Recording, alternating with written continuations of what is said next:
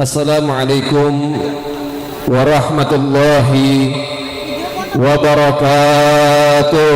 Waalaikumsalam warahmatullahi wabarakatuh. Bismillah walhamdulillah wassalatu wassalamu ala rasulillah Sayyidina Muhammad ibni Abdullah wa ala alihi wa sahbihi wa man wala. Rabbi israh li sadri wa yassir li amri wahlul 'uqdatam min lisani yafqahu qawli. Wa sallallahu ala sayyidina Muhammad sayyidil mursalin walhamdulillahi rabbil alamin. Alhamdulillah yang sama-sama kita muliakan, kita hormati, kita kagumi, kita cintai, dari segenap para asatid, para alim ulama, para masyayikh, para tokoh masyarakat, para muallim, para mudarris, para tuan-tuan guru yang insyaallah mudah-mudahan senantiasa dipanjangkan usianya oleh Allah bisihah wal afiyah fi taatillah wa rasulah.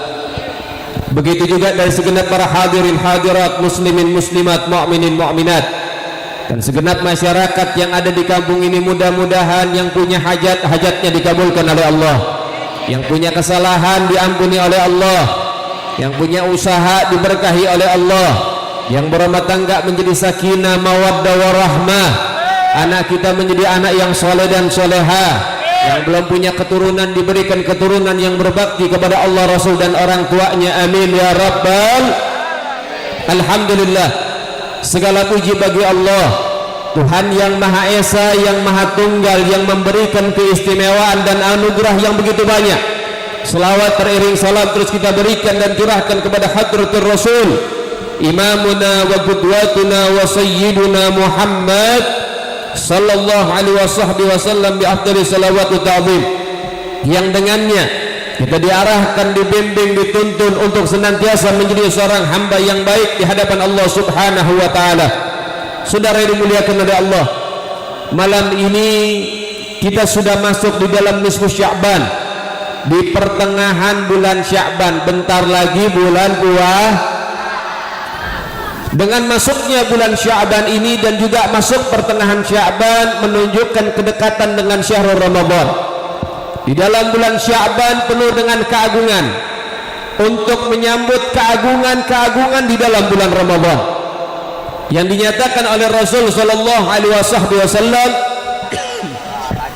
Ar-Rajab syahrullah wa Sya'ban syahri wa Ramadan syahru ummati.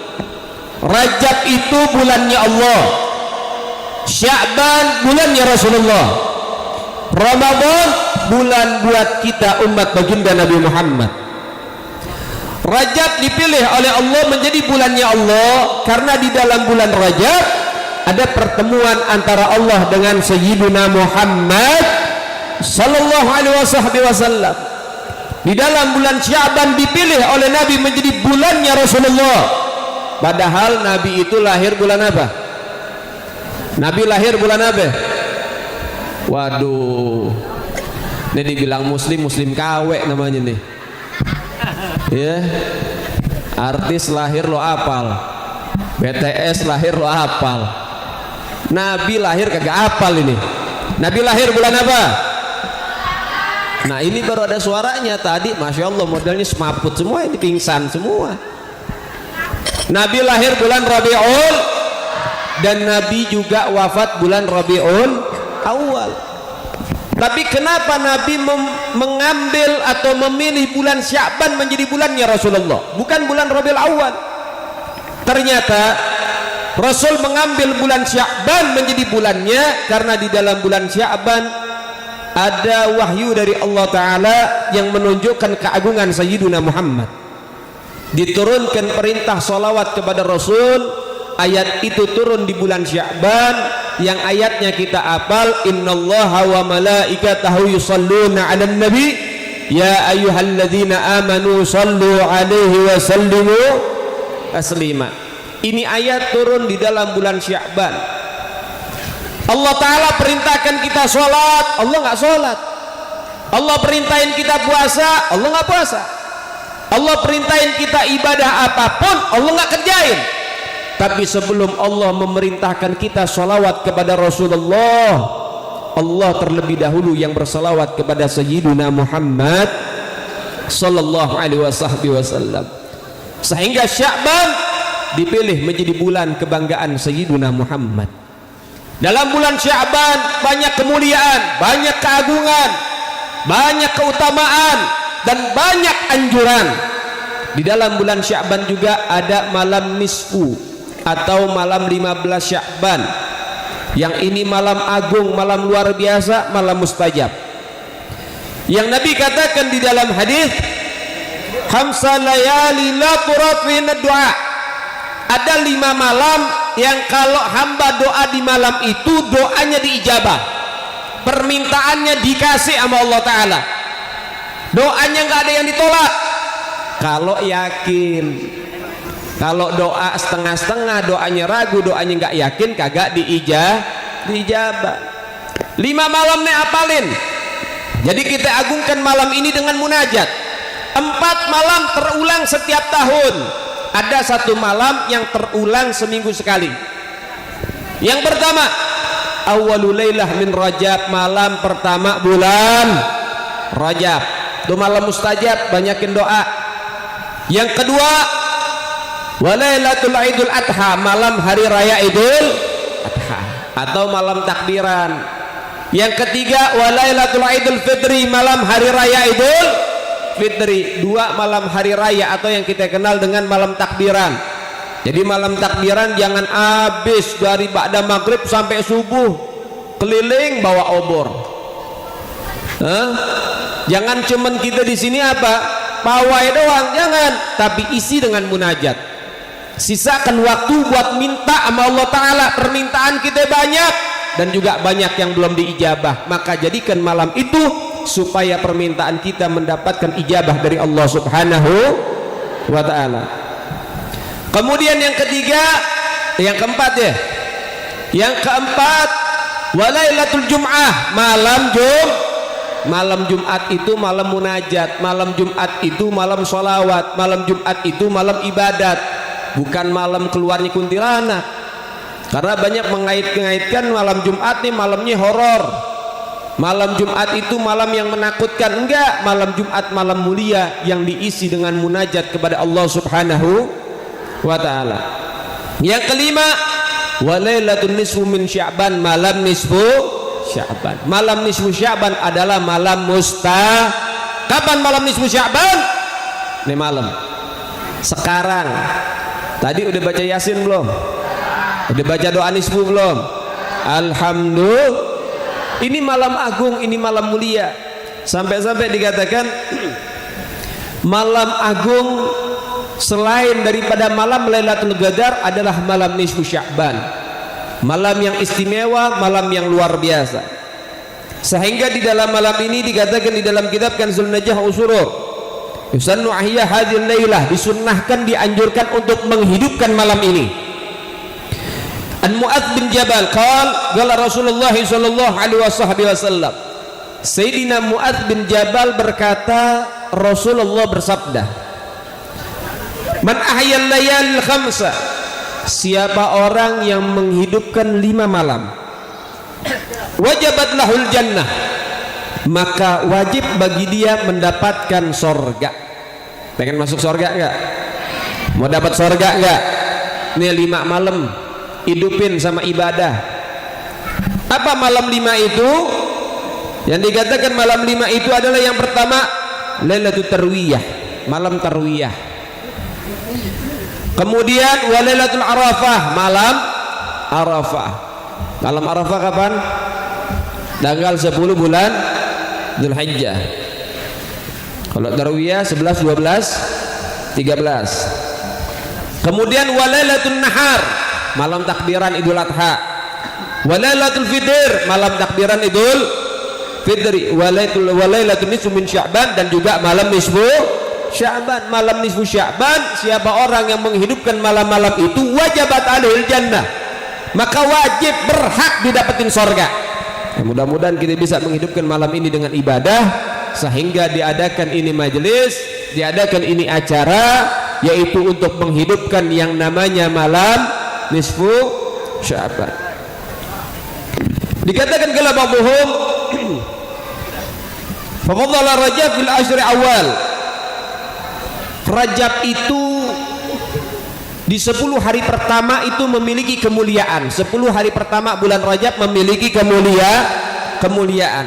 Kenapa? Karena ada awwalul lailah min Rajab yang tadi, karena ada malam mustajab. Fadl Sya'ban fil ashri awsat, dan kemuliaan di dalam bulan Sya'ban ada di 10 hari kedua, di pertengahannya.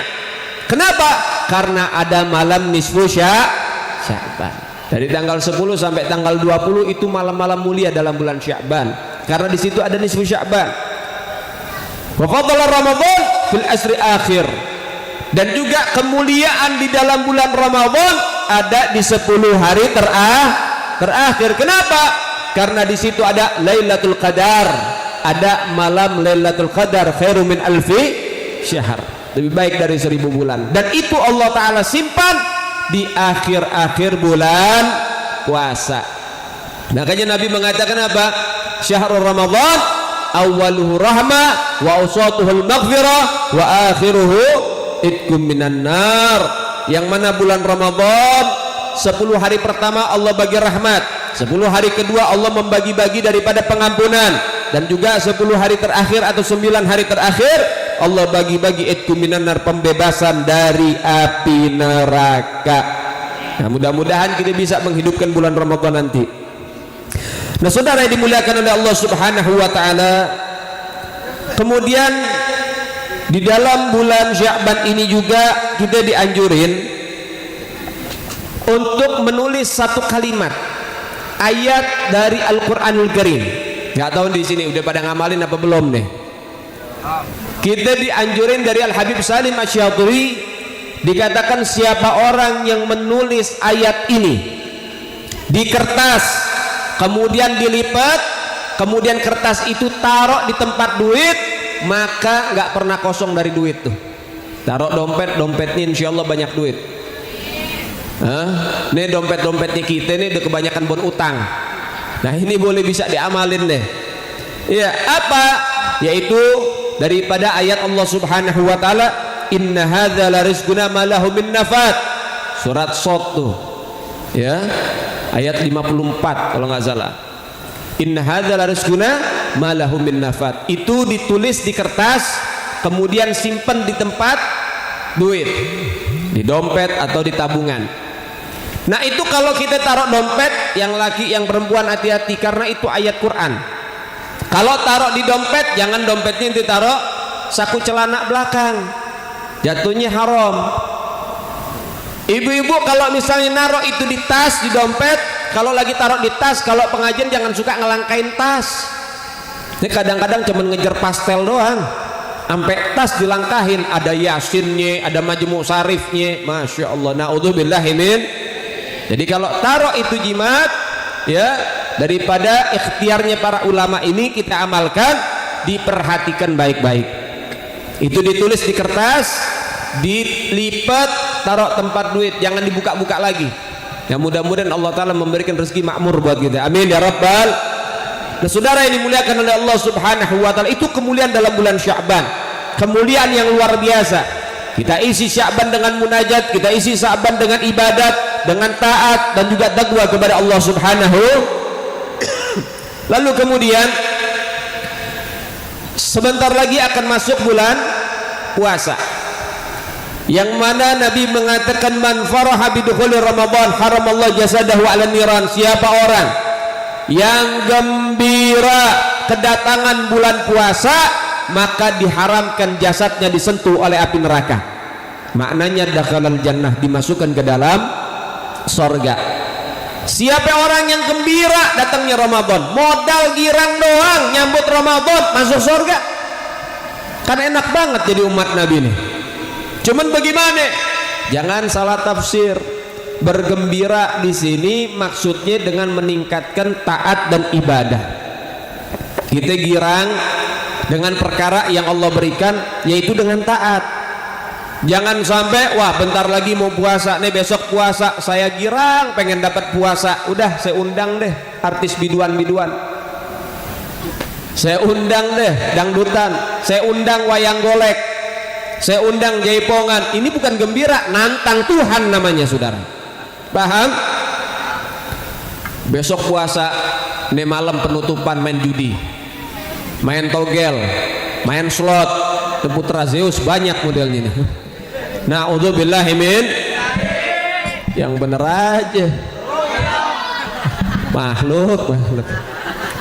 Ya, sehingga dengan gembira kedatangan bulan puasa dengan meningkatkan ibadah.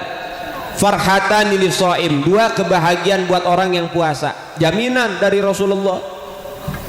Farhatun indal muftir, kebahagiaan pertama Allah berikan ketika dia berbuka puasa. Kita kalau nih hari belum puasa nih, ya di rumah disuguhin sirup marjan, kira-kira girang apa kagak? Saya mah biasa. Nih hari disuguhin sirup marjan lah biasa, kadang-kadang nggak keminum. Disuguhin teh, es teh, apa macam-macam makan biasa, gak girang-girang amat. Tapi kalau udah bulan puasa, jangan lagi pizza, disuguhin ketoprak, girangnya minta ampun. Disuguhin bakwan, gorengan, ya Allah, kita udah menanti buka puasa, hidangan udah ada nih di depan kita, ada marjan, ada kolak, ada apa lagi, bubur pacar Cina, ada gorengan, ngelihatnya girang, Masya Allah, adem rasanya, kan begitu. Itu bedanya. Allah Ta'ala kasih gembira bagi orang-orang yang puasa. Ini orang sini rajin puasa apa kagak ini? Ini kalau Ramadan banyak yang batal apa full? Katanya, kenyataannya kan begitu. Tapi mudah-mudahan semuanya lancar puasanya, dikasih sehat walafiat. Itu kebahagiaan pertama yang kita nggak bisa ingkari. Di luar bulan puasa kita ngeliat kolak biasa, tapi masuk bulan puasa ngeliat kolak indah aja, kan begitu. Wa farhatun inda liqa'i rabbi, kebahagiaan yang kedua bagi orang-orang yang puasa akan diberikan izin oleh Allah dapat berjumpa dengan Allah Subhanahu wa ta'ala di dalam sorga. Masya Allah, luar biasa. Kebahagiaan yang begitu indah didapati bagi orang-orang yang puasa. Di sorga itu Allah Ta'ala menjadikan sorga punya 8 pintu. Salah satu pintu di dalam sorga namanya Ar-Rayyan. Pintu Ar-Rayyan ini tidak bisa dimasukin sama siapapun walaupun penghuni sorga, kecuali hanya orang-orang yang rajin puasa. Orang yang rajin puasa masuk pintunya khusus, namanya Ar-Rayyan. Lalu kemudian yang perlu kita pahami di dalam bulan Ramadan, yaitu kita betul-betul puasa. Karena Nabi mengatakan man shoma ramadhana imanan wa ihtisaban ghufira lahu ma taqaddama min dhanbihi. Ghufira lahu ma taqaddama min dhanbihi wa ma ta'akhkhar. Siapa orang yang puasa dilandasi dengan keimanan dan ketakwaan kepada Allah, maka akan diampuni kesalahannya oleh Allah, baik yang telah berlalu maupun yang akan Siapa? Bagi orang yang puasanya diterima. Tapi nyatanya banyak orang puasa nggak diterima karena ada satu kondisi atau satu masalah yang Nabi sudah memberikan penjelasan. Kam min shaimin laisa lahu min siyamihi ilal ju'i wal atas. Berapa banyak orang yang puasa tapi nggak dapat pahala, malah dapat dosa. Puasa nggak dapat pahala, malah dapat dosa. Puasanya sah, nggak batal, tapi pahalanya yang batal. Cuman dapat lapar sama aus doang, udah gitu dapat dosa lagi. Siapa? Mereka yang puasa. Yang pertama al-kadzbu, yang suka bohong. Lagi puasa bohong, batal pahala puasanya, dapat dosa dia berbohong. Jadi kalau lagi puasa jangan suka bohong. Yang kedua al-ghibah. Nah, banyak nih pelakunya nih, ngegosip. Puasa nyiapin buka gosip apa tetangga. Baik-baik nih, lambe turah, ya, hati-hati. Salamatul insan fi hifdzil lisan, selamatnya manusia di dalam jaga ucapan dia.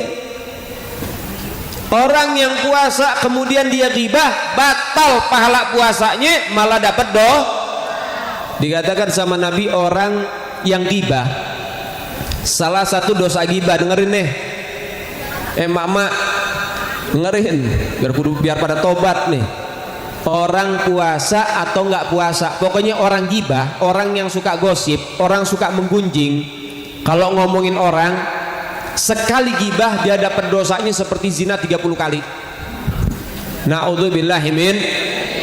Ini pelaku ghibah kadang-kadang laki perempuan, nggak cuman perempuan doang, perempuan lebih banyak, cuman laki juga banyak. Kadang-kadang ada orang tetangga beli kulkas baru, dia nggak terima. Bener apa enggak? Orang dapat rezeki dia manyun, betul apa enggak? Ustadz beli motor baru, tetangga nggak terima. Nih Ustadz kemarin pakai legenda, sekarang PCX, padahal nggak punya kerjaannya cuma jadi Ustadz doang. Wah curiga, jangan-jangan miara babi ngepet nih. Jadi Ustadz rezekinya makmur bos, lu jangan hasut. Rezekinya makmur, kelihatan kalau acara-acara tahlilan, acara doa, orang biasa satu, beseknya Ustadz dua. Iya, lu jangan hasut rezeki orang itu. Kalau ada ustadz ikhlas, masya Allah, dapat rezeki, dia bisa beli kendaraan jauh lebih baik daripada yang kemarin, jangan hasut. Nah kadang-kadang banyak yang hasut sama ustadz, masya Allah kasihan ustadz sekarang kurus-kurus. Lah iyalah saya aja jadi ustadz kurus gak bisa gemuk. Lah kenapa? Lah itu umat zaman sekarang, murid zaman sekarang pada gila. Lagi susah datang ke guru, lagi senang lupa. Tuh korbannya banyak, korban murid-murid nih. Guru, waduh saya lagi ada masalah guru, minta doanya, lagi kelilit pinjol. Guru saya lagi galau nggak jadi kawin. Guru saya lagi galau berantem sama bini, datang ke guru, cuman giliran tanah laku nggak datang. Betul? Wah kacau manusia. Yang punya masalah Anda, yang mikirin guru, gimana nggak rematik coba? Berapa banyak guru zaman sekarang masih muda udah kolesterol, banyak yang stroke ringan loh, masya Allah. Jadi jangan hasut, apalagi kadang-kadang SPP anak ngaji sama ustadz, SPP-nya sebulan cuman 10.000, naik aja goceng, sekampung jadi omongan. Wah ustadz udah nyari duit nih, udah gak ikhlas dia ngajar. Ustadz apaan model begini nih, diomongin sekampung. Oh emak-emak udah bagiannya door to door ngomonginnya. Masya Allah, 15.000, 20.000, 50.000 sebulan buat ngajarin anak kita biar bisa ngaji Quran, itu nggak sebanding bos. Murah. Anak gak bisa matematika, cari guru les, bayar mahal 850. Gak bisa ini, gak bisa bahasa Inggris, les, bayar 1,5 juta. Kagak bisa ngaji, bayar 25, nyerocos saja lu ya. Biarin aja lo mati, jangan dibacain Yasin. Ajak hitung-hitungan aja itu jenazah. Masya Allah bu, ini ustadz kita, ustazah kita udah pada sabar ngadepin anak kita bu. Dulu waktu daring, lagi masa-masa corona, kan pada belajarnya di rumah masing-masing, betul ya? Ibu gimana rasanya ngajarin anak? Tensi naik. Lo bener apa enggak? Masya Allah, segitu ibu yang punya tuh anak, tensi naik ngajarin kita punya anak. Bayangin coba guru ngajarin setiap hari ngadepin anak kita bertahun-tahun. Nih ustadz kita ngajarin nih, si Ujang lagi ngaji alif ba ta, Wahyu naik galon. Nih Ujang lagi diajarin, Wahyu naik galon bu. Masya Allah. Belum lagi si Bambang ada dia Ya, dia minta maaf ya kalau ada kesamaan nama nih, nggak maksud. Lah kita belum kenal kan? Lah iya, belum si Jaka. Astagfirullah, naik ke atas motor legendanya Ustadz sampai jatuh, gede bro.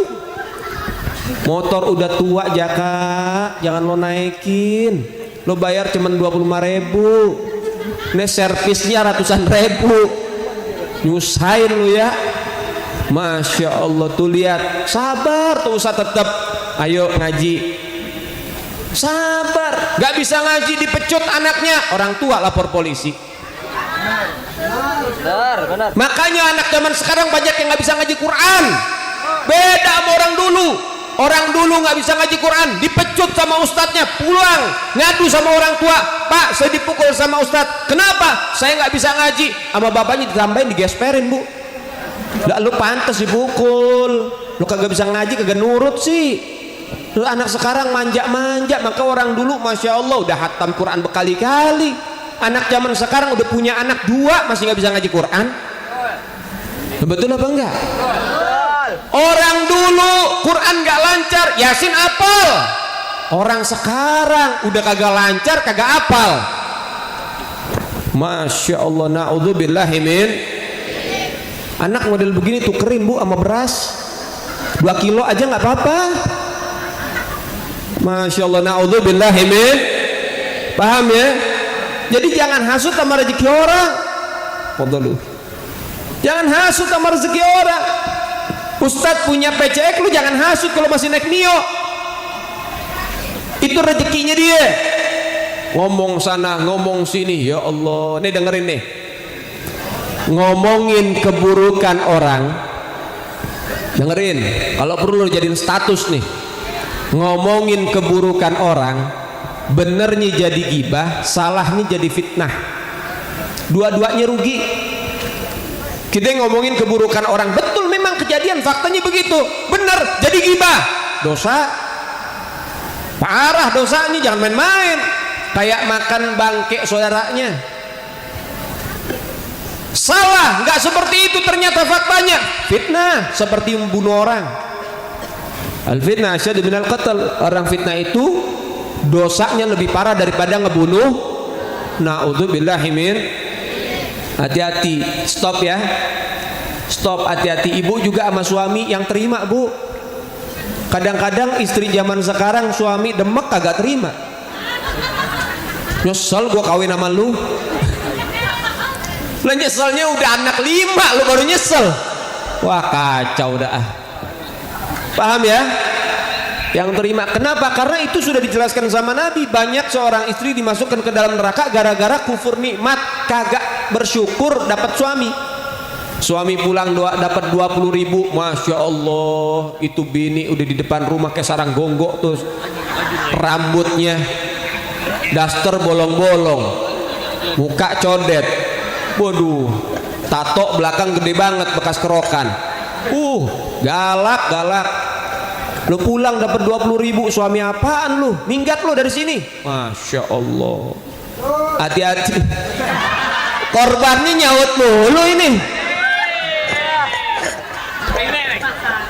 Saat kalau masalah rumah tangga ente nggak ikut-ikut saat. Temen nggak apa-apa. Ini bisa jadi film jeritan hati suami. Nggak apa-apa. Nih, jadi hati-hati ya. Hati-hati, jaga mulut, jaga lisan, jangan sampai Yang bapak juga gitu, ngeronda di pos ronda yang diomongin janda. Ayo coba teriak pak, betul. Astagfirullah, betul apa enggak? Ngeronda yang diomongin temennya dia. Na'udzubillahi min. Udah stop ngomongin orang, setiap orang punya salah. Kita belum tentu lebih baik dari orang lain. Betul. Udah intinya mah kita mah saling mengerti aja, introspeksi diri. Lu jangan kebanyakan ngurusin orang, urusan lu belum selesai. Kan begitu? Intinya kita introspeksi jadi orang yang lebih baik lagi.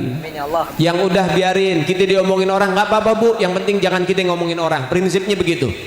Anak-anak muda juga begitu, ente diomongin orang, dijahatin orang, biarin, jangan balas, biar Allah yang balas, yang penting kita jangan ikut jahat. Paham? Ya ayyuhal ikhwan rahimakumullah, ini penting masalah lisan. Selamatnya orang itu dari ucapan dia. Negara bisa perang gara-gara lisan. Saudara bisa perang, bisa bunuh-bunuhan cuman gara-gara ucapan. Hati-hati. Naudzubillahi min. Yang kedua lagi puasa, jauhin gibah. Yang ketiga, ini biasanya pelakunya anak muda nih, nadra bi syahwat, melihat dengan nafsu. Lagi puasa kemudian dia ngelihat nafsu, hatta ra'afil jidar, walaupun dia ngelihat tembok nafsu, kelainan orang. Lihat tembok, lihat pohon, nafsu.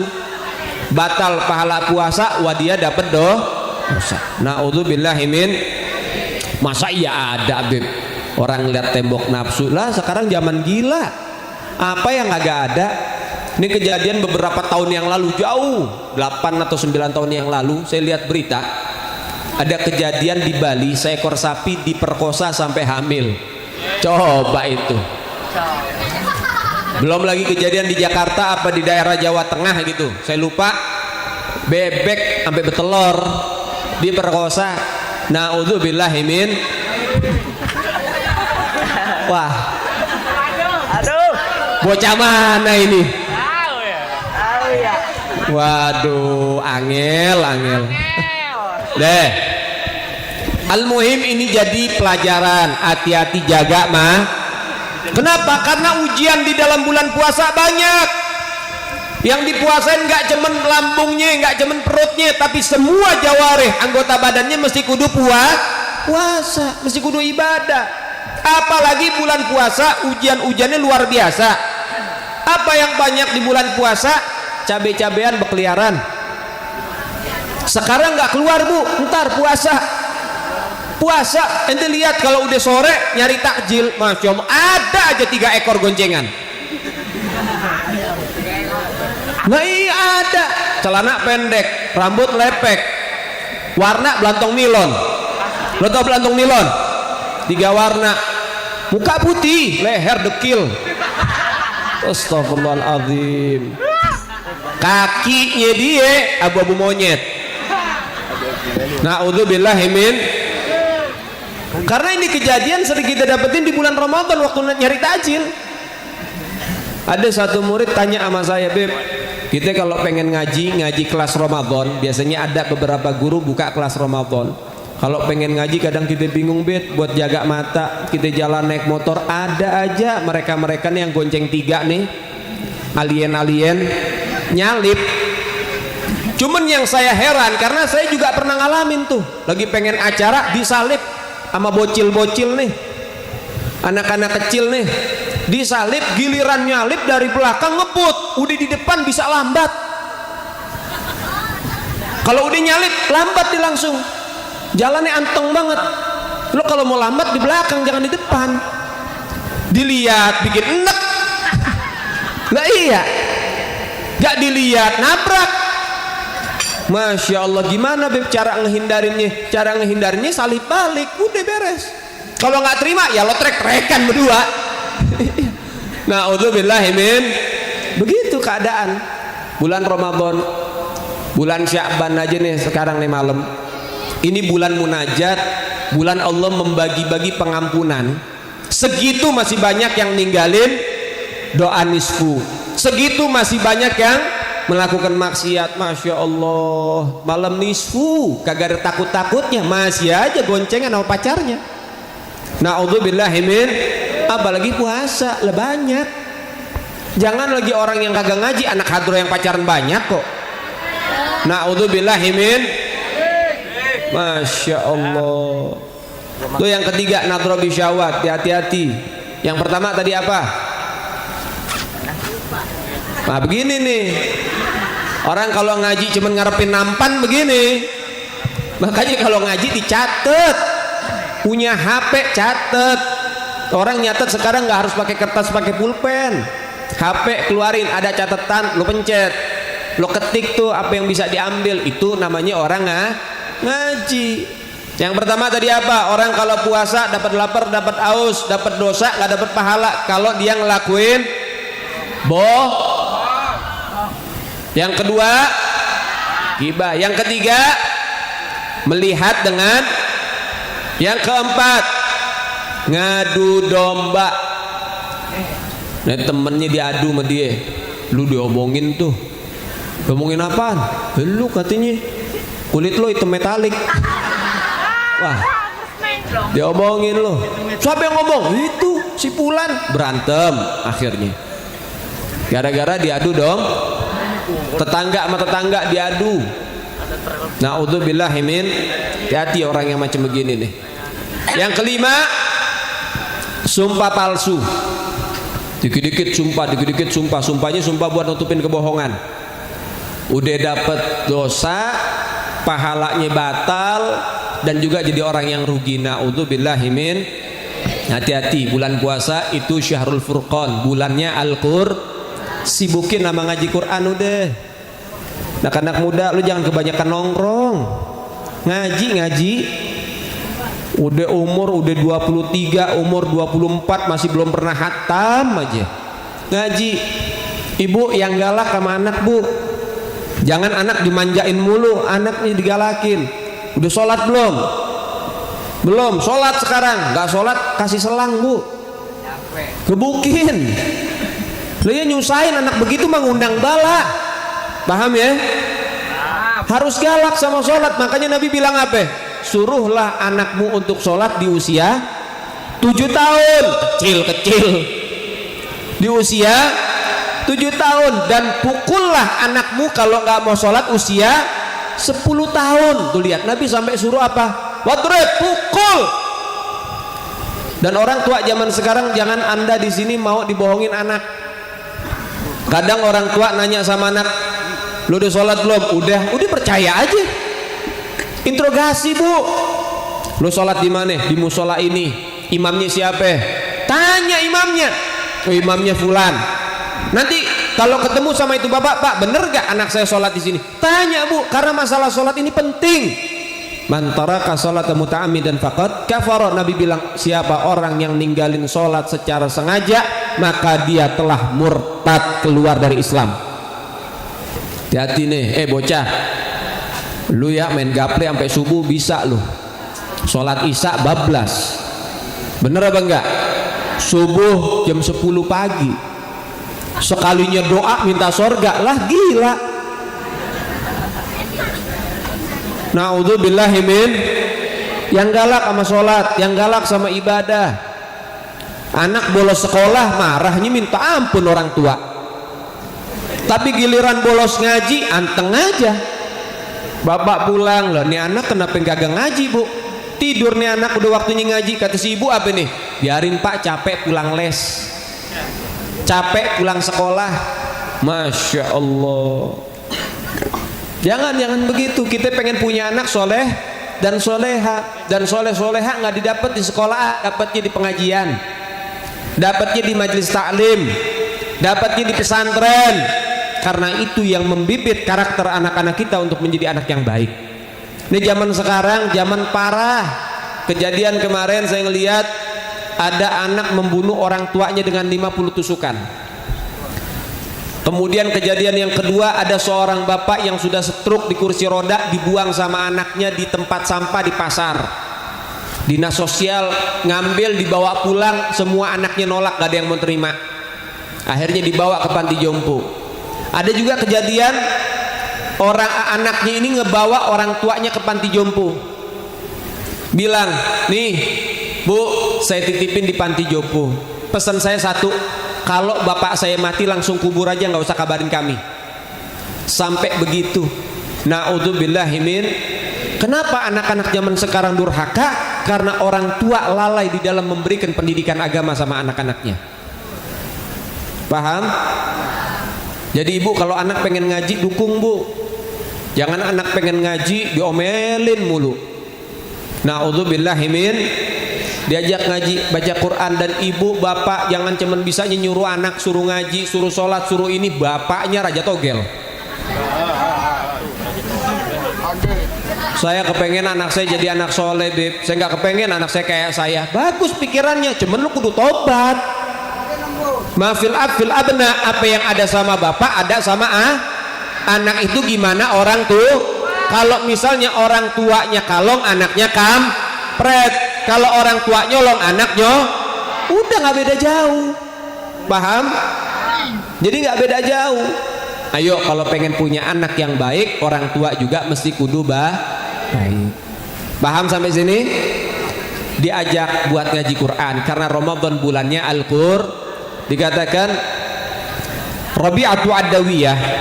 Nih buat perempuan. Ente orang ini nggak kekurangan idola. Ada Rabi'atu Adawiyah, ada Sayyidatuna Khadijatul Kubra, ada Sayyidatuna Aisyahur Ridha, ada Sayyidatuna Fatimah Zahra. Banyak istri-istri Nabi, banyak sahabat-sahabat Nabi, sahabat-sahabat perempuannya Nabi itu dijadikan idola. Ini yang dijadikan idola artis Korea.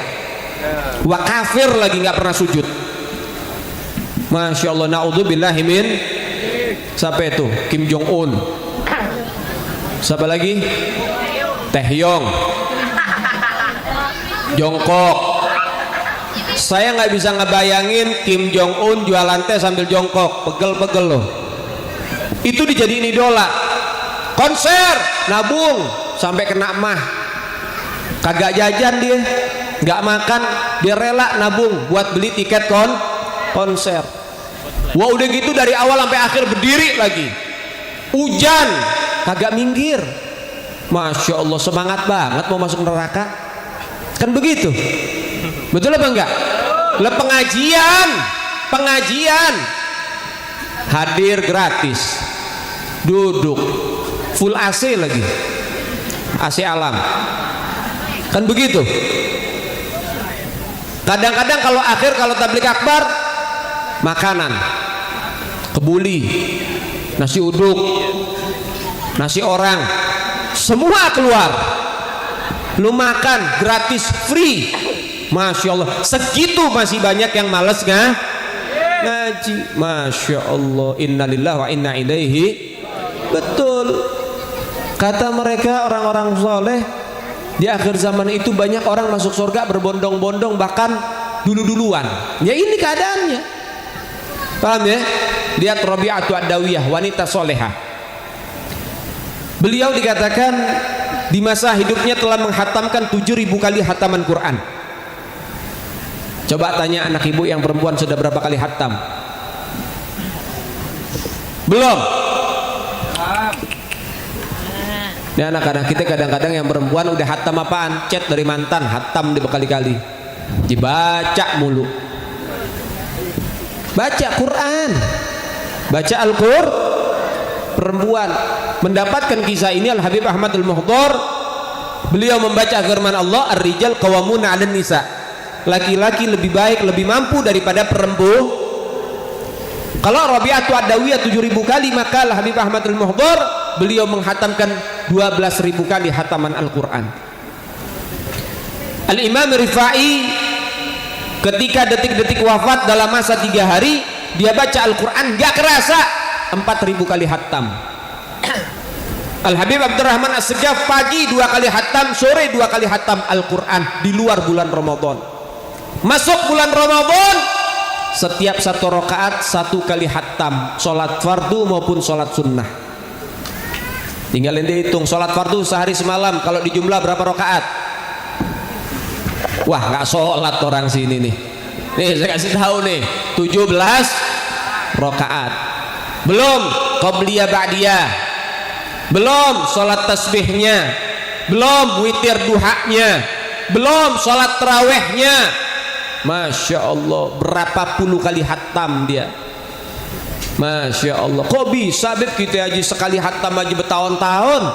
Kok dia bisa? Orang kalau udah biasa ngaji hatamnya lebih cepat dari orang yang kagak ngaji ngaji. Betul apa enggak? Contoh, di dalam pondok tahfidz itu anak-anak yang lulus baca Quran. Anak yang lulus dia baca Quran. Baca Quran dari pagi sampai sore hatam. Kita bisa nggak? Dari pagi sampai sore baca Quran, berhentinya sholat, makan, hatam nggak kira-kira? Hatam, cuman kitanya kagak mau aja. Kan begitu? Artinya lihat sekarang saja anak-anak tahfidz banyak yang bisa khatam sehari. Paham? Itu bisa. Kenapa mustahil? Kadang-kadang karena kitanya males, itu yang buat mustahil. Paham ya? Nah jadi gak usah muluk-muluk sehari 1 kali khatam. Udah jangan muluk-muluk dah. Kita sebulan sekali khatam udah untung banget. Khususnya bulan Ramadan. Gak bisa bulan-bulan lain gak apa-apa. Yang penting bulan Ramadan mesti kudu ada khatamnya. Siapa apa enggak? Siapa apa enggak? Khatamin Quran bulan Ramadan, mau apa enggak? Mudah-mudahan bisa diamalin deh, bukan cuma didengerin aja. Paham ya? Ramadan ngaji Quran, karena itu bulan turunnya Al-Quran. Di bulan Ramadan juga Allah Ta'ala menutup pintu neraka, membuka pintu sorga. Kemudian Allah Ta'ala memenjarakan setan-setan.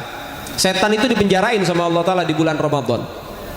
Tapi pertanyaannya, manusia itu kan maksiat karena dibisikin setan, ditipu sama setan, ya kan?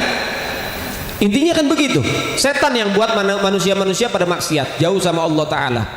Sekarang Ramadan setan dipenjara, tapi ada nggak yang maksiat bulan Ramadan? Banyak. Loh kok bisa?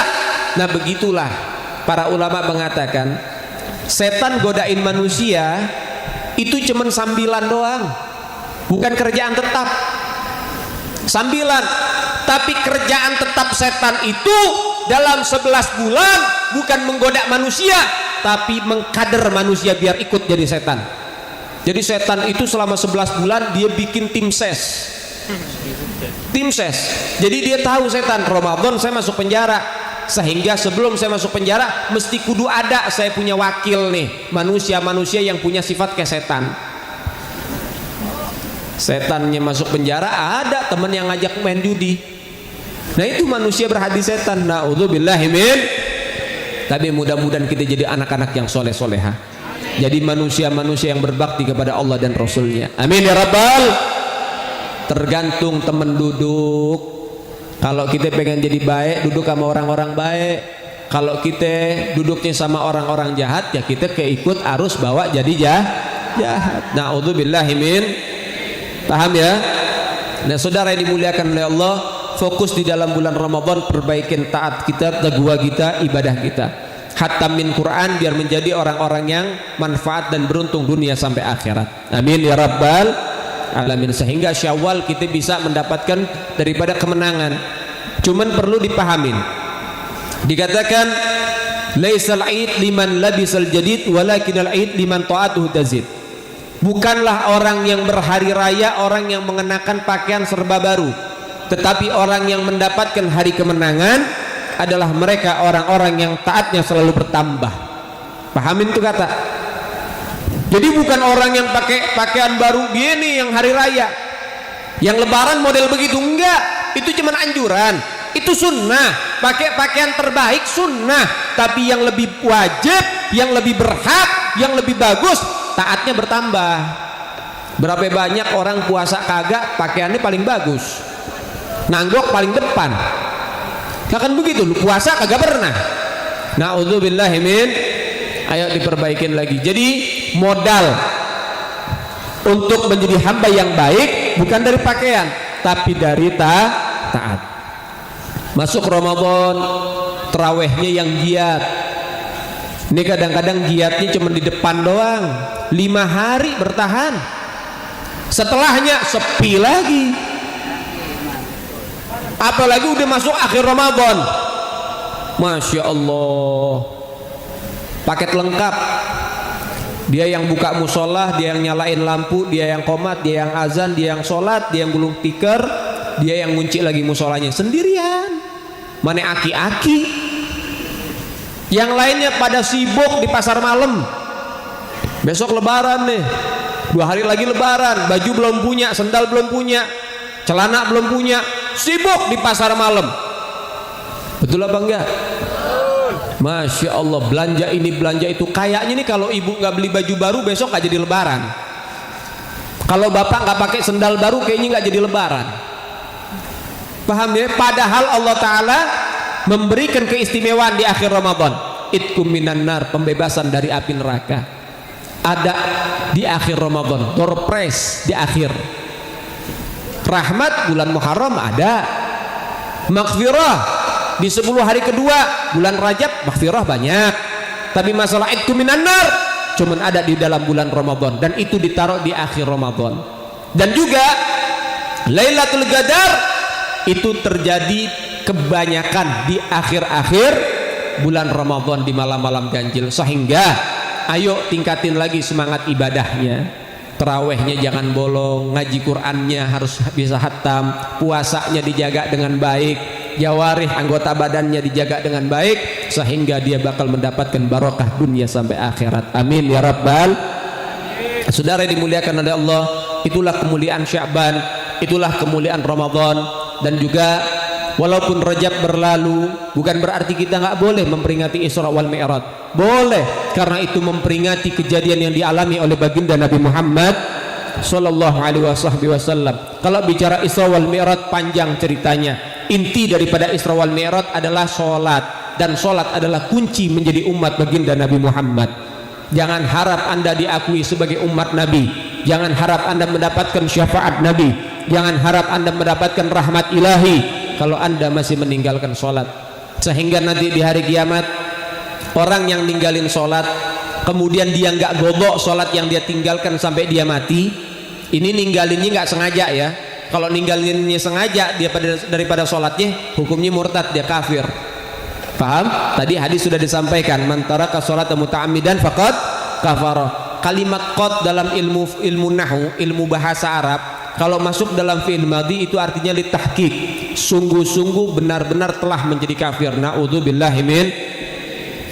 Orang yang ninggalin sholat gak sengaja kemudian dia gak godok sampai mati, maka nanti di hari kiamat, apa ya orang sini bilang nih, kening apa kening, jidat ya, jidat orang itu ada tulisan hadza kharijun min rahmatillah, orang ini keluar dari rahmat Allah, haram mendapatkan rahmat dari Allah. Dan Nabi mengatakan fa ana bari'u minhu, aku lepas tangan dari dia, dia bukan umat saya, dan dia juga haram dapat syafaat dari saya.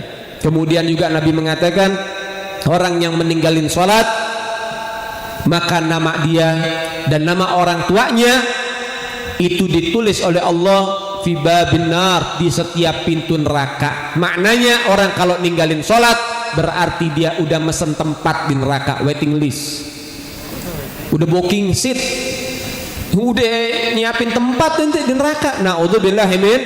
Nah, kalau dibahas tentang masalah sholat begitu banyak, dan saya harap dan juga saya berpikir dengan 2 hadis itu sudah cukup buat kita takut ninggalin sholat. Kalau nggak takut juga berarti dia bukan manusia, nggak punya hati, nggak punya pikiran, nggak ada takutnya sama Tuhan, nggak ada takutnya sama Rasulullah. Ya jangan lagi 1-2 penceramah Anda kumpulin semua penceramah di alam dunia, nggak bakal berubah itu orang. Na'udzubillahi min. Jangan lagi manusia, kalau perlu malaikat Jibril diundang buat ceramah, itu orang nggak bakal berubah. Kalau Tuhan saja dia nggak takuti. Paham? Nah, mudah-mudahan kita jadi orang-orang yang baik, kita jaga sholat kita dengan baik, jaga puasa dengan baik, jaga auratnya dengan baik, dan insya Allah kita menjadi manusia terbaik, dan insya Allah juga kita menjadi seorang hamba terbaik, dan insya Allah juga kita akan dikumpulkan dengan manusia yang paling baik dari yang terbaik, yaitu Sayyiduna Muhammad sallallahu alaihi wasallam. Jazakallah, terima kasih banyak. Mungkin itu saja yang bisa disampaikan, mudah-mudahan manfaat dunia sampai akhirat. Dan juga pengumuman dari pondok pesantren kita Al Khairiyah yang ada di Kampung Galian, Sukawangi, kami membuka pendaftaran baru anak santri ya, usia 12 tahun sampai 20 tahun, dan 5 orang dari sini gratis, tidak dipungut biaya, dikasih makan 3 kali sehari. Jadi kita kasih beasiswa sampai lulus, artinya sampai lulus di pondok kita. Semasi di pondok kita dari usia 12 tahun sampai 20 tahun, 5 orang dari sini gratis, tidak dipungut biaya. Itu pondok kita ada masjidnya, ada kantinnya, ada lapangan futsalnya, ada kolam berenangnya, fasilitasnya lengkap. Kemudian juga pendidikannya kita memakai metodenya Al Habib Taufik Assegaf. Jadi yang pengen mondok silahkan datang saja ke pondok ya. Dan juga jangan bawa anak yang males, saya minta tolong bawa yang kepengen mondok, jangan yang pengen coba-coba. Kalau coba-coba di pondok, kesian kita yang di pondok kerja bakti Paham ya? Dan ini dari 12 tahun sampai 20 tahun. Kalau ibu bosan sama suami, jangan dibawa ke pondok saya, Bu. Wah, pondok buka nih, saya masukin suami saya, di rumah main burung mulu, burung kicauan mulu. Belum lagi ada juga yang main ini ikan hias, cupang mulu yang diurusin, bininya kagak dinafkahin. Ya, jangan dibawa ke pondok saya, bikin pusing. Ya, dan ini mudah-mudahan bisa menjadi salah satu cara untuk kita bisa menggembirakan hatinya baginda Nabi Muhammad sallallahu alaihi wasallam. Yang kepengen mondok serius, silahkan datang ke pondok kita. Kemudian di pondok itu ada kegiatan rutinan. Setiap seminggu sekali, harinya Ahad sore, ba'dal asar sampai sebelum maghrib sudah selesai. Ya, dan itu pengajian umum buat laki dan perempuan. Sekarang sudah diliburkan, nanti dibukanya Syawal atau ba'da Syawal, nunggu kuitang buka kita baru buka. Dan mudah-mudahan di sini juga semuanya bisa ibadah juga, silaturahmi juga, ngaji juga di pondok kita. Amin ya rabbal. Ini yang teriak takbir kayaknya lapar, pengen buru-buru beres. Tenang bos, kita juga lapar bos.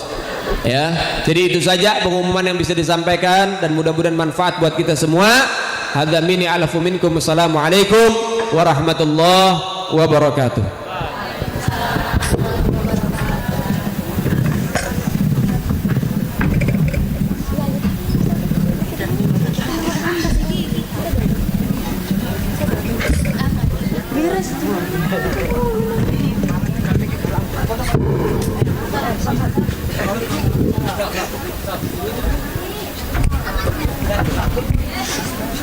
Ay, nakabukawan lang.